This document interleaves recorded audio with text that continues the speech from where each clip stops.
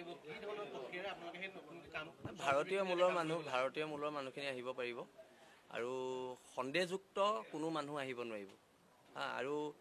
হিন্দু বঙালীয়ে হওক মুছলমান সম্প্ৰদায়ৰ বঙালী মানুহে হওক ইয়াত উজনি অসমত আহিব নোৱাৰিব তো একদম স্পষ্ট কথা ইতিমধ্যে আমাৰ জনগাঁথনি বহুতো পৰিৱৰ্তন হৈছে অনা অসমীয়াৰ আগ্ৰাসন হৈছে বাংলাদেশী মূলৰ লোকৰ আগ্ৰাসন হৈছে উজনি অসমত আৰু সেইকাৰণে আমি কথাবিলাক স্পষ্টকৈ কৈ দিছোঁ আজি যোৰহাটতে 3খন সন্দেহযুক্ত গাঁও বহিছে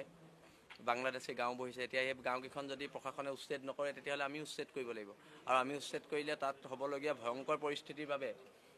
পৰিস্থিতিৰ বাবে বিজেপি চৰকাৰ দায়ী হ'ব যোৰহাট জিলাৰ প্ৰশাসন দায়ী হ'ব আৰু বাৰে বাৰে কৈ থাকিব নোৱাৰি আমি এতিয়া এটা সময়সীমা বান্ধি দিম আৰু তাৰপিছত কিন্তু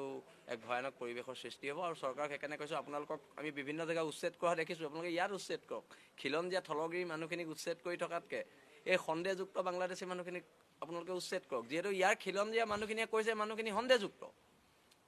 যোৰহাটৰ খিলঞ্জীয়া মানুহে কৈছে মানুহখিনি সন্দেহযুক্ত আৰু এই খিলঞ্জীয়া মানুহখিনিৰ কথা জাতি মাতি ভেটি কথা কৈ আপোনালোক চৰকাৰত আহিছে খিলঞ্জীয়া মানুহৰ কথা শুনিব লাগিব আপোনালোকে উচ্ছেদ কৰিব লাগিব একদম স্পষ্ট কথা